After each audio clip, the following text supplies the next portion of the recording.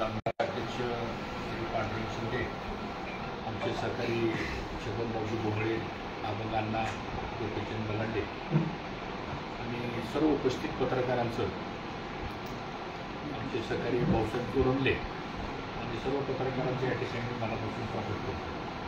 तर याला उशीर झाला कारण आज होते काही कार्यक्रम होते. आज पत्रकार परिषद घेण्याच्या पाठीमागचे 3 हेतू आहेत.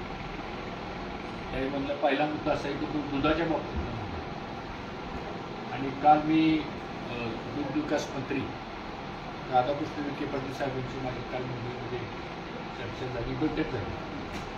त्याच्या अगोदर 2 दिवस मुख्यमंत्री आणि दोन्ही उपमुख्यमंत्री यांची पण मी भेट घेतली आणि साधारणतः आम्ही त्यांना एक प्रस्ताव दिलेला आहे की दुधाचा हमी भाव हा 35 रुपये लिटर असला पाहिजे.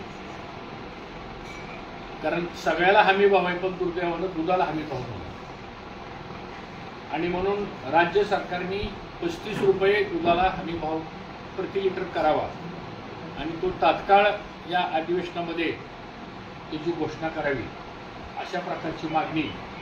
कारण ह्या व्यवसायामध्ये गेली अनेक वर्ष आपण काम करतोय आणि आजची जर परिस्थिती शेतकऱ्यांची बघितली तर दयनीय परिस्थिती आहे.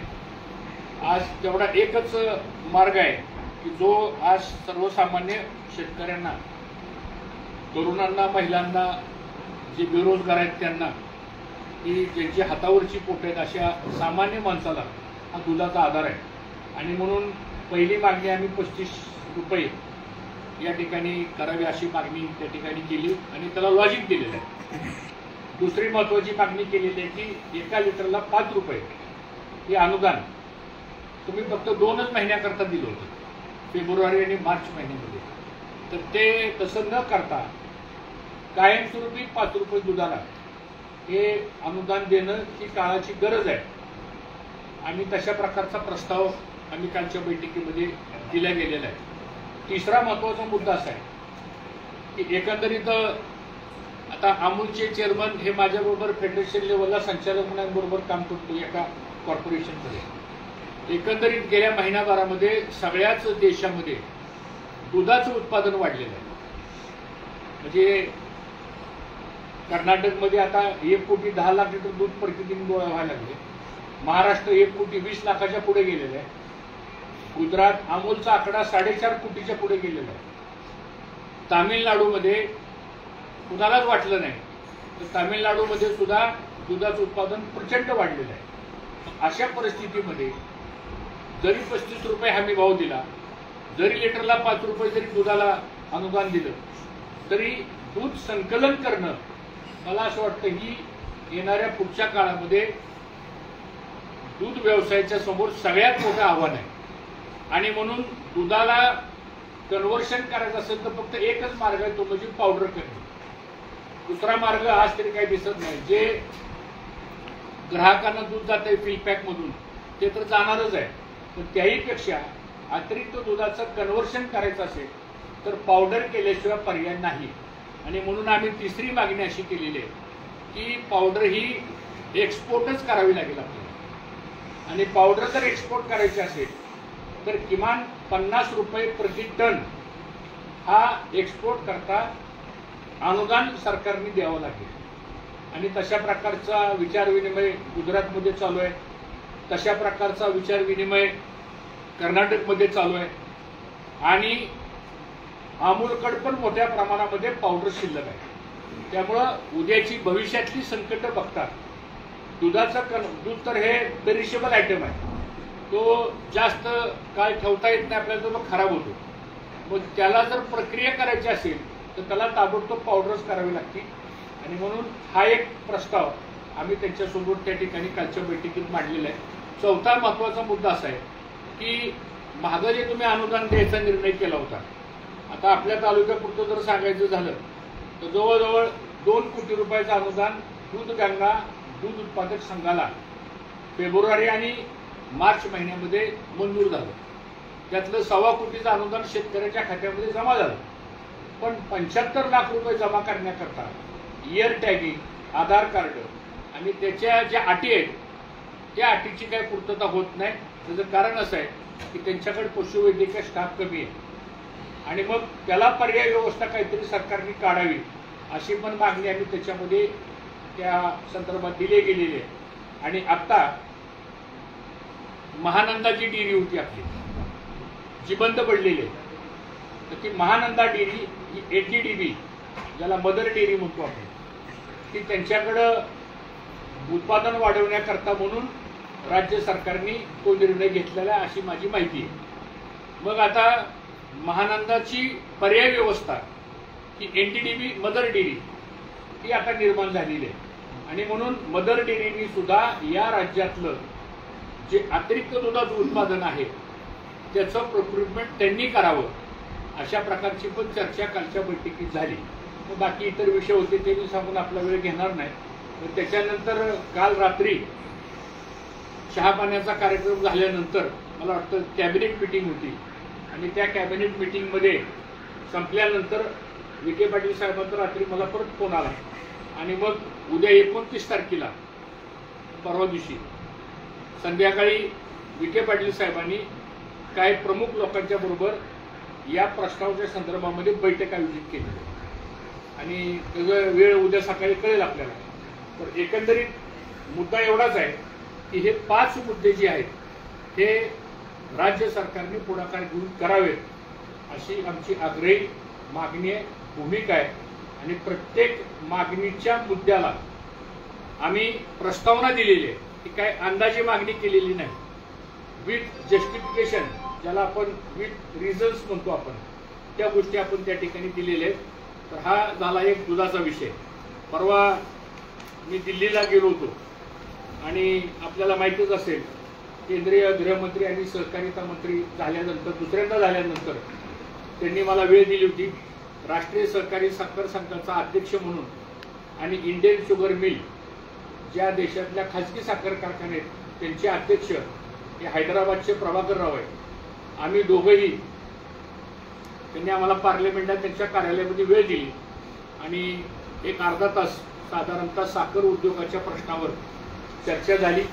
त्यामध्ये प्रामुख्यानं पहिला मुद्दा हा साखरेची MSP 4,200 रुपयेच आपल्याला करावी लागेल. कारण गेल्या 5 वर्षामध्ये तुम्ही FRP वाढवली, चांगली गोष्ट आहे, शेतकऱ्याला चांगला दाव मिळालाच पाहिजे, त्याबद्दल कुणाचं दुमत नाही. पण FRP बरोबर MSP मिनिमम सेलिंग प्राइस ही वाढवलीच पाहिजे. ती 5 वर्ष वाढवली नाही, ती मागणी केली.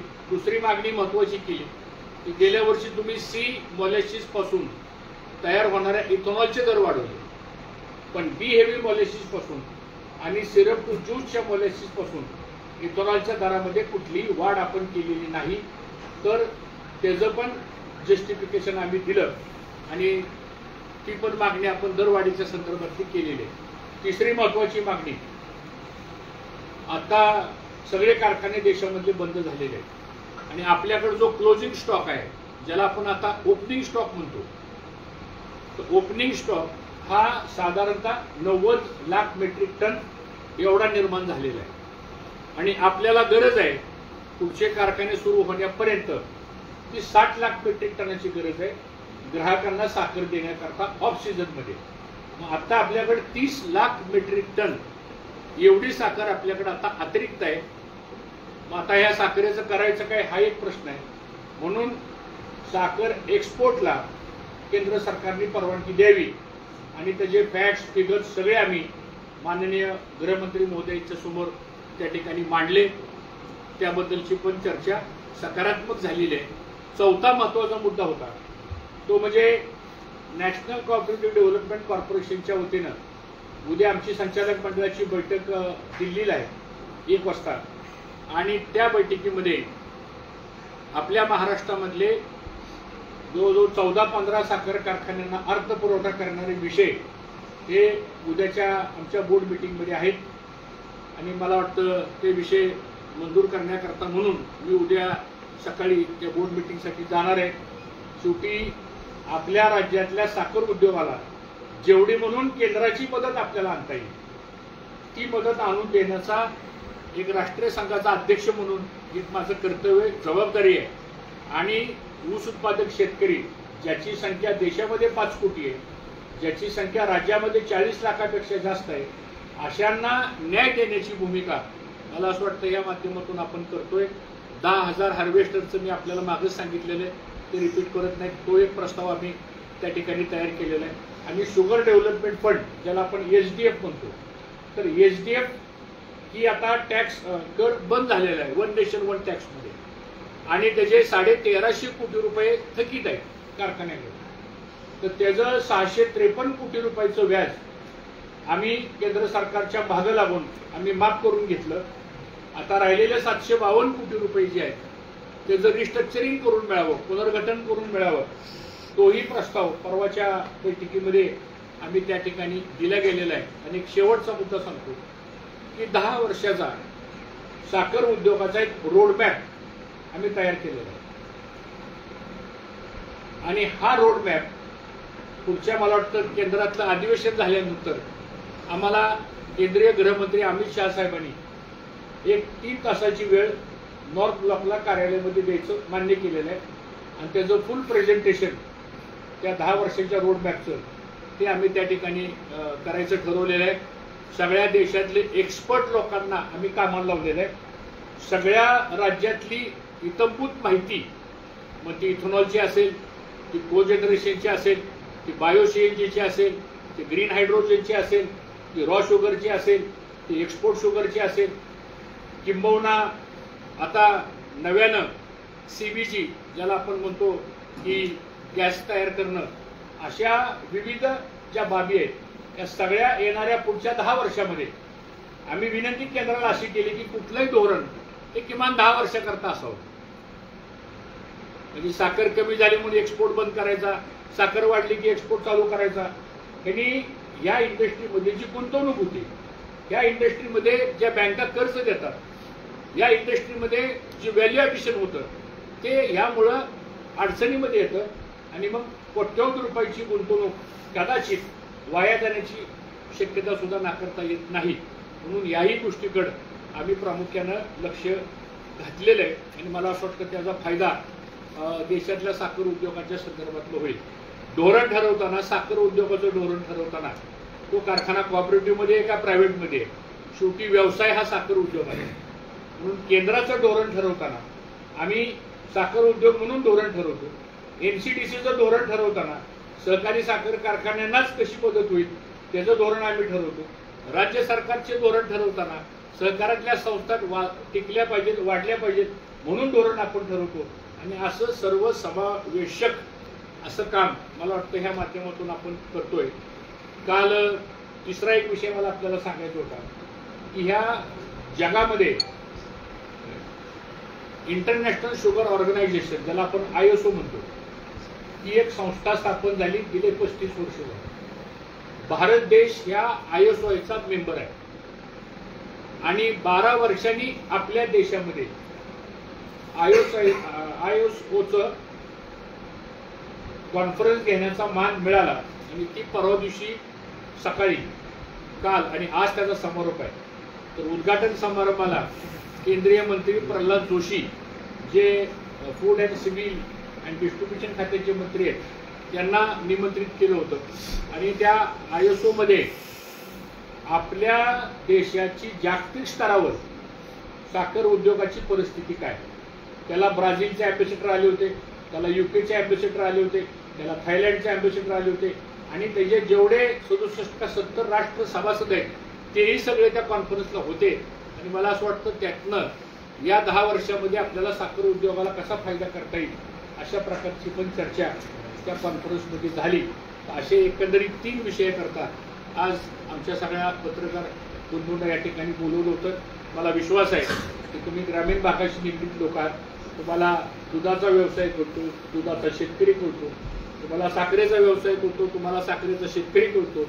आणि एकंदरीत शेवटी हा जर हे 2 प्रमुख व्यवसाय जर चांगल्या पद्धतीने चालले तर या महाराष्ट्रातल्या आणि देशातल्या ग्रामीण भागातल्या शेतकऱ्याची अर्थव्यवस्था ही मजबूतीनं उभा राहू शकते.